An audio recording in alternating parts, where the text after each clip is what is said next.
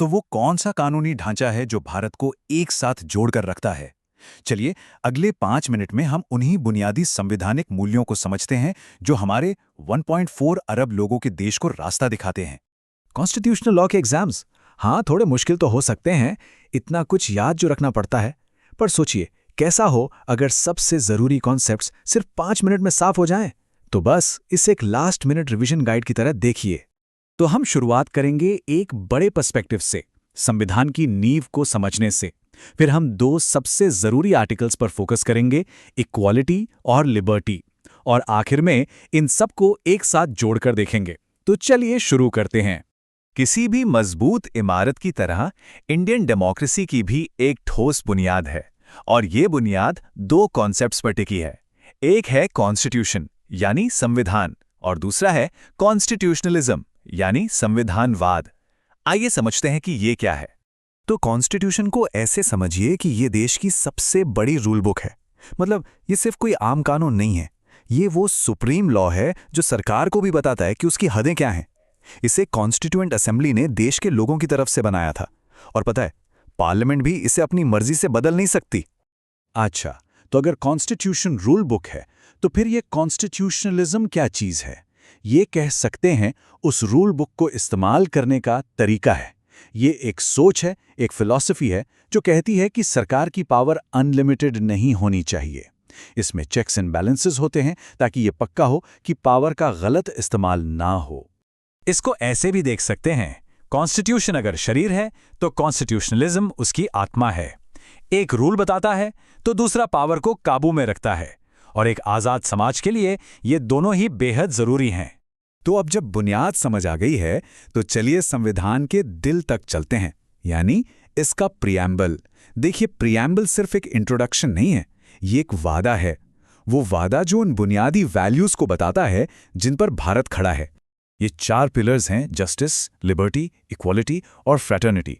यही हमारे कॉन्स्टिट्यूशनल घर की नींव हैं। और ये सिर्फ अच्छी अच्छी बातें नहीं हैं, ये वो पक्के वादे हैं जो संविधान ने देश के हर नागरिक से किए हैं।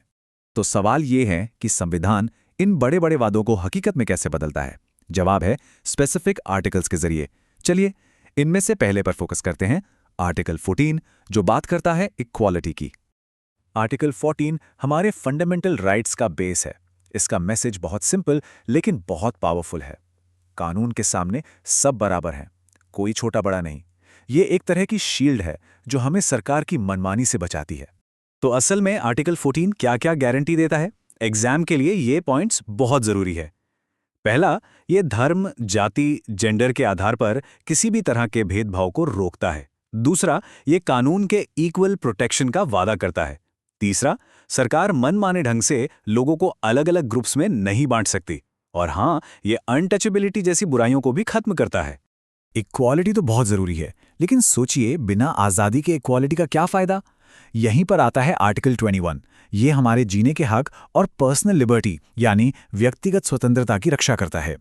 आर्टिकल 21 की भाषा पर गौर करना जरूरी है। प्रोसीजर एस्टैब्लिश्ड बाय लॉ, ये लाइन बहुत अहम है। इसका मतलब है कि सरकार किसी की भी आज़ादी सिर्फ इसलिए नहीं छीन सकती क्योंकि उसका मन किया।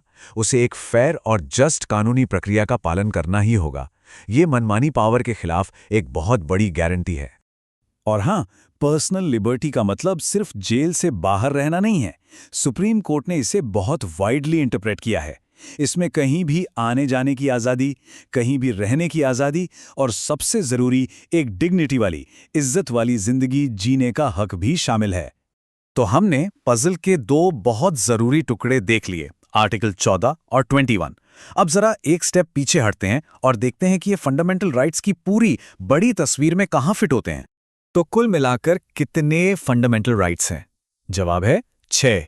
ये नंबर याद रखना जरूरी है। ये वो 6 मेन आज़ादियां हैं जिनकी गारंटी संविधान हर भारतीय नागरिक को देता है।